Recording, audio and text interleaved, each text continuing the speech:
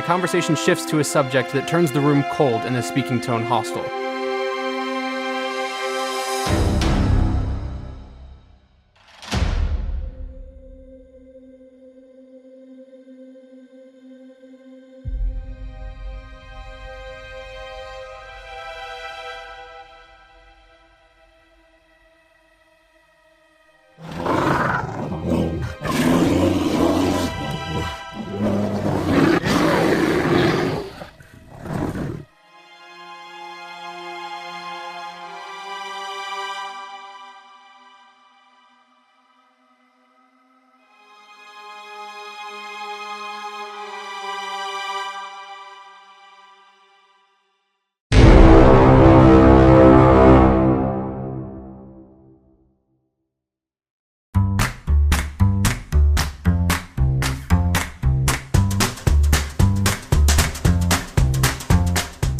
There have been significantly larger channels to be exposed than Zaptie the Bear, but none have been nearly so connected with or respected within the commentary community as Ed.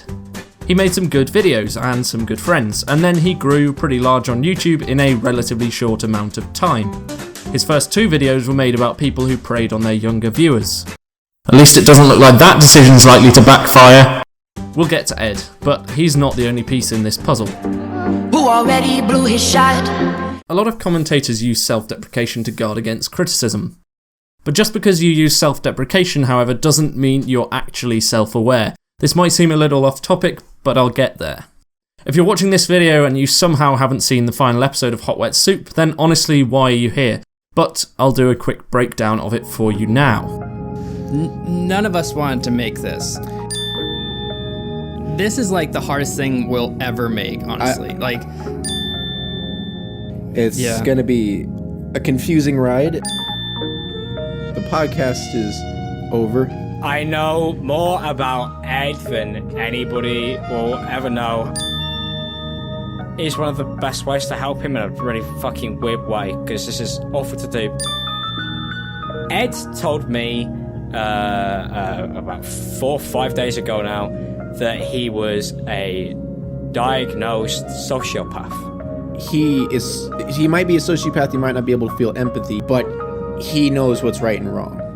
And he's done a lot of wrongs.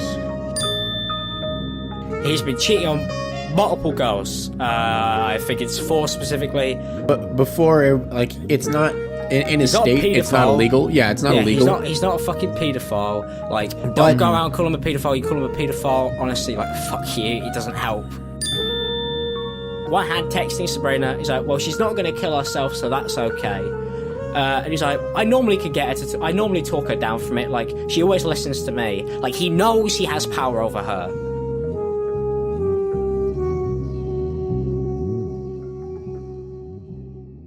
Considering they didn't actually say very much, they took a very long time to say it. It was a bad video, long and rambly and boring and took forever to get to the point. The fact that they thought it should be immune to criticism because it was an emotional video was ridiculous and frankly immature. This tweet in particular showed a shocking lack of self-awareness from a channel built on drama, trending topics and exposed videos. Just because the video you made isn't monetized doesn't give you a completely free pass, and it doesn't mean you should have put 0 effort in. Sinnoh's video isn't monetized. It's still terrible. The End has racked up over 80,000 views and has been covered by Scare, so undoubtedly has given the 3 people involved exposure. If they had bothered to at least write down a list of points about what they wanted to say, they could have got their message across much more coherently, and then maybe they wouldn't have faced the level of backlash they have, but bizarrely didn't seem to think they would get, as if they thought incoherently outing one of the community's favourite content creators would get them a friendly pat on the back. That was a little naive, especially since Alex and Elvis both run channels which owe a large amount of their growth to YouTube drama and often criticise others for dragging out videos and pandering.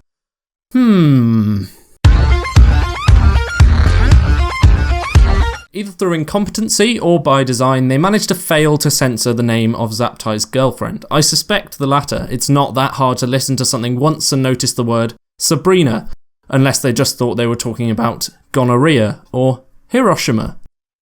With the knowledge that Sabrina, aka Lestachette, was the girl Ed cheated on, it's easier to understand why they wanted to release The End in the first place. This wasn't just about outing Ed to stop him manipulating other YouTubers, it was about trying to protect their friend. If you don't know who she is, I wouldn't be surprised. She hasn't posted on YouTube in 4 months. Despite that, she is a fairly large member of the community, currently sat at about 28,000 subscribers. If you didn't know, Sabrina recently tried to commit suicide. Thankfully, someone called the police and she was taken to hospital, but it was a close call. I don't think Sabrina wants my sympathy, so I won't give it, but the reason I bring it up is that when in Hot Wet Soup they said his girlfriend tried to commit suicide and he didn't really care, the stakes were pretty high for Alex, Elvis and Pig because Sabrina wasn't just Zaptie's e-girl, she was one of their best friends. By cheating on Sabrina with at least 4 other possibly underage girls, he put them in a position where Alex, Elvis and Pig had to choose between Ed and Sabrina. By outing Zaptie, I think they hoped to put a stop to the constant cycle of him toying with her and then her forgiving him immediately. I just wish they'd actually made a good video rather than this. Putting no effort in doesn't give you extra credibility, it makes you look lazy and it's just really bloody sloppy. Ironically, if Zaptie had been involved, it probably would have been a much better video as most of the time his voice was the most articulate of the 3 Hot Wet Soup members. To be fair to Zaptie, his videos are pretty good, so maybe we should give him a bit of a pass. Oh, this painting's actually pretty good, isn't it? I wonder who the artist was.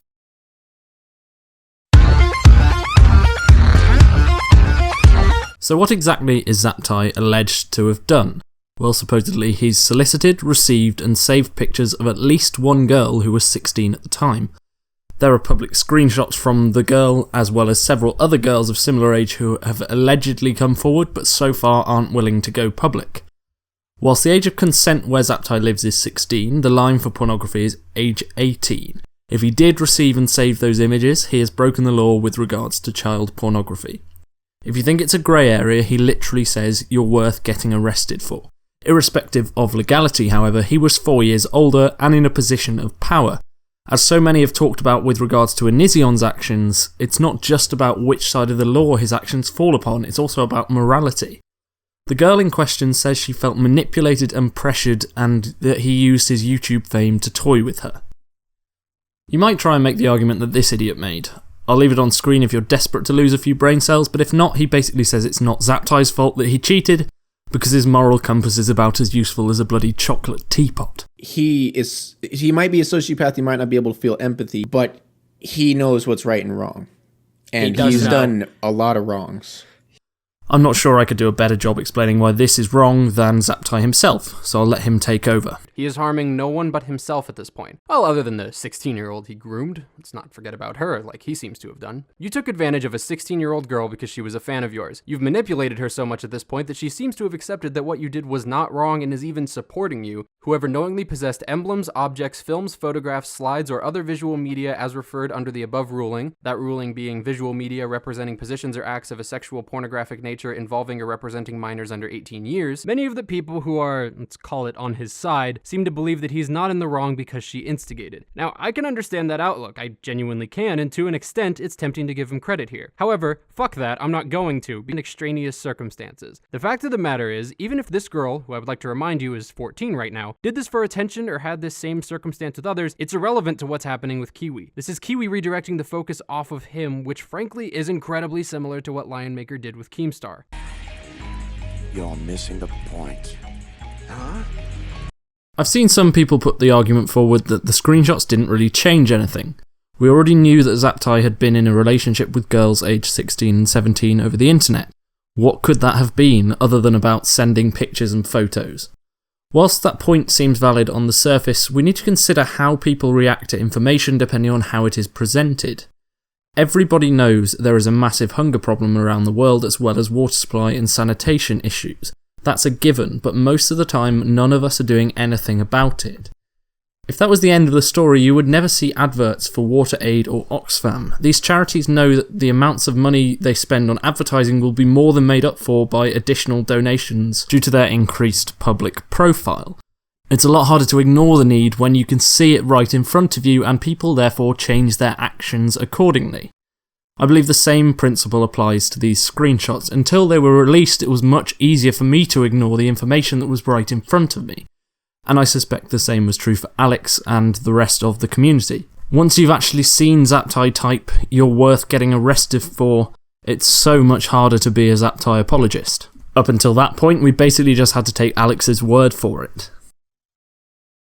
Of course, this community is stupid enough to find out that one of their own is a predator, have someone brave enough to come forward and offer real evidence to back up what was until that point baseless claims, and then immediately blame her for everything. Most of the videos I've seen on the subject have been talking about Alex, Elvis and Pig, or about the girl who tweeted out these screenshots. Whilst obviously there are things to say on these subjects, I don't think they should be the main focus regardless of your personal fixation. To quickly address this, both Alex and Tommy seem completely set on making this more about them than it is about Zaptie, which shows a certain level of egotism from both sides. Anyway, yeah, it's really productive to attack the girl. Let's blame and shame her so much that no one else feels able to come forward publicly. That's a great idea. And yes, she made some mistakes, using the word paedophile, which she later retracted, made her look sensationalist and does discredit her slightly. But at least wait a few days before you start putting stuff like this up. It's just stupid. The bottom line is that it doesn't matter what her intentions for leaking the pictures were. It's the least important factor at the moment. Allegedly, there are more girls with evidence that show Zaptie has sent and received explicit images. This tweet from I'm Alex also seems to imply that Ed sent pictures to other girls, although he didn't send any to Heather. At the moment though, we have no evidence for this, so it can't be considered as a genuine point against him. But as long as we keep blaming the girl for coming forward, it's likely that this evidence will never come to light if it does in fact exist. That's not good.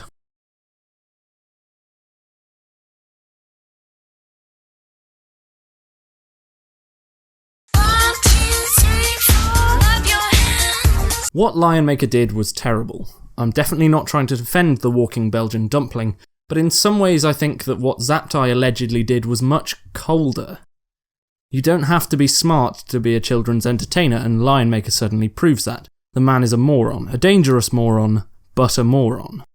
When I see Lionmaker, I see a 29-year-old man with the brain of a 13-year-old. It's not an excuse for what he did, but I think it does mean he's an opportunist, not a calculator. In some ways, I think he almost accidentally ended up in a position where he had these adoring fans and made some very questionable decisions, which later caught up with him. But I don't think he ever planned to manipulate those people. He was just too much of an idiot to stop. Opportunistic, but I don't think premeditated. Zaptie, on the other hand, is a very smart guy. Yes, he claims to be a sociopath, but that means he lacks empathy. It doesn't mean he doesn't know right from wrong. He does. He made 2 whole videos about this topic which he used to launch his channel. He knows that this is wrong, even if you say it isn't the same as Red Kiwis or Lionmaker, which it isn't. The parallels are opaque enough and his criticism of them so strong that the comparison still holds water. Ed willingly manoeuvred himself and manipulated others in order to take advantage and allegedly engage in multiple sexually explicit relationships with people under the age of 18. It was cold and calculated. Planned and premeditated. 1, 2, 3, 4, clap your hands. Like so many others, Zaptie's downfall was overestimating his own intelligence. Whilst it's clear from his videos that he's a clever guy, the house of cards he was building wasn't the work of a Frank Underwood. It was more reminiscent of a 13-year-old using West Point bridge designer. He could probably have left his web of lies and ridden out the storm of the end with a well-written apology and rebuttal had it not been for the testimony and screenshots brought forward since the release of that video. Like so many others, Zaptie's downfall could have been avoided if he just thought with his brain rather than with his dick. Oh Ed, how did it all go so wrong?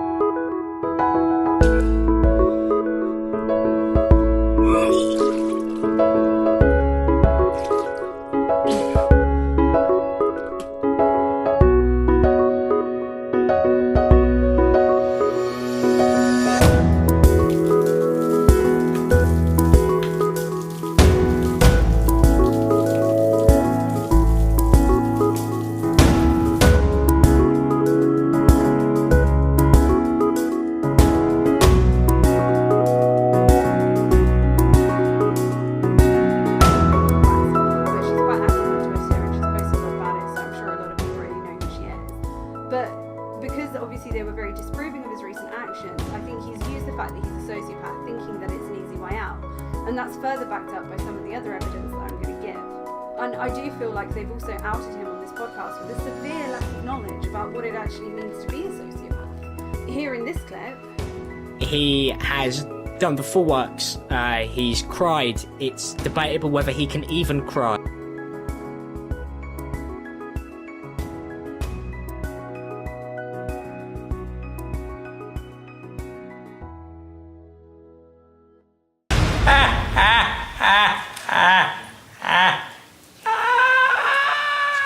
Suicide Squad, rated PG-13.